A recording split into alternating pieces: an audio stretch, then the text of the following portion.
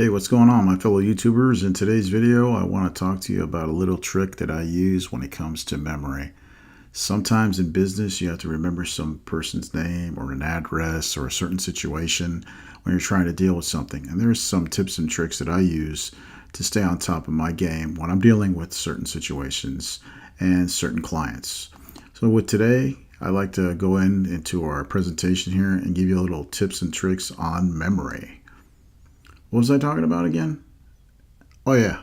Does that ever happen to you when you sit and you're going to talk about something and you forget immediately what you're going to talk about?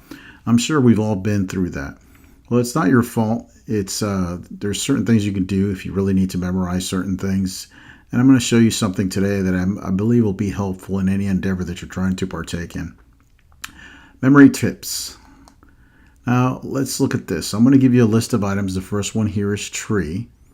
The second one here is light switch. The third one here is stool. The fourth one is car, then glove, then gun, then dice, then skates, then cat, then bowling pins. Now I'll give you a few seconds to look at this and memorize it. You got it memorized? Good. Now we're going to change the slide. Now, can anybody tell me what was on the screen without cheating and rewinding?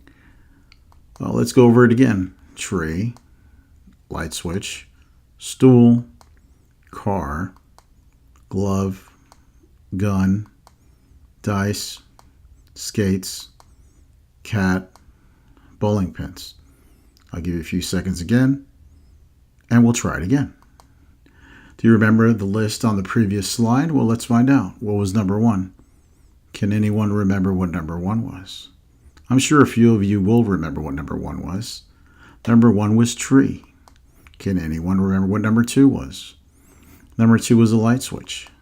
Can anyone remember number three? Number three was stool. Can anyone remember number four? Number four was a car. Can anyone remember five? Five was a glove. Can anyone remember six? Six was a gun. Can anyone remember seven? Seven was dice. Can anyone remember eight? Eight was skate. 9 was a cat. 10 was bowling pins.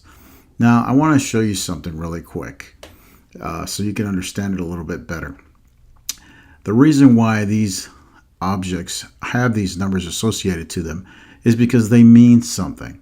For example, number one I told you was a tree. If you think about it, a tree looks like a number one. Number two is a light switch. Why 2? Because on and off, up and down. 3, stool. Why 3? 3 legs on a stool. 4, I think of my red and colored Nissan pickup truck. Why 4? Because it has 4 tires. 5, I think of a glove. 5 fingers. 6, I think of a 6-shooter. 7, I think of dice because you want to roll a 7. 8, I think of skate, figure 8. 9, cat, 9 lives. 10 is bowling pins. There's 10 pins when you bowl. Now, let's go a little further. The reason why you want to associate the numbers with something that you can think of that makes sense to you is because for the most part, if I were to say to all of you the word elephant, most of you would not spell it in your mind. You would think of something like this. That's because we think in pictures as human beings. If you remember reading a book or thinking about something, you're thinking of a picture of an image. As you're reading a novel or something, you hear the wind in your mind. You can smell the flowers. You can picture the person's voice or what the individual looks like, what they're wearing, what they're going through, what their face looks like if they're going through some emotional situation, because we think in pictures. So with that being said, let's try this again. What was number one? Remember, it looks like a number one. Tree. What was number two? Remember, 2 positions, up, down, light switch, on, off. Number 3, stool, 3 legs. Number 4, I think of my red and color Nissan pickup truck. Number 5, glove. Number 6, a 6-shooter, 6 bullets. Number 7, the dice, lucky 7. 8, skates. 9 is 9 lives for a cat, and 10 is for bowling pins. So why is this important? Let me give you an example here with these little eggs here. If you tell a child 4 times 3 is 12, 4 times 3 is 12, 4 times 3 is 12, hey, little Johnny or little Susie, what's 4 times 3? I don't know, because it's not fun for them. But if you get something, you associate it, the number, what's fun to them, anything can be fun to them, and you associate the numbers and have them learn that table. Such as I learned number 1 was tree, number 2 was light switch, 3 was stool. Those things mean something to me. But however, let's say you get into bigger numbers, and we'll use this hypothetically. Let's say you get to the number 23, you might think of Michael Jordan's jersey because his number was 23. Or if you think of the number 11 and you like football, you'll think of a field goal post. So whatever you can associate with, it's going to allow you to paint a picture in your mind to remember that story. It's going to help you out. But let's go back to this example. 4 times 3 is 12. Like I said, I think of my red Nissan pickup truck here. Now, 4 times 3, the number 4 represents 4 wheels. I think of my truck. And the number 3 represents a stool.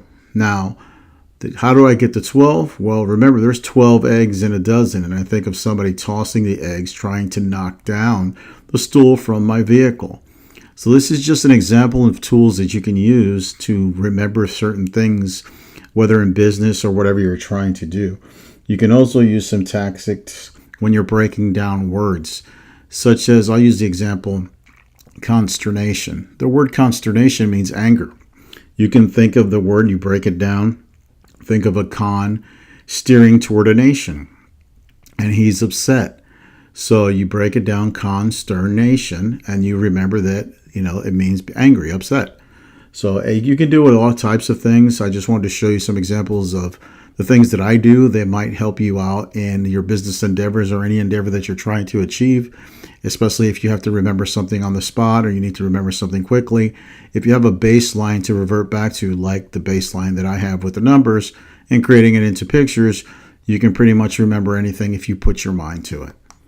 So I thank you for watching this video, and if you like this video, please give me a thumbs up, and please don't forget to subscribe so every time I make these videos, you'll be notified immediately.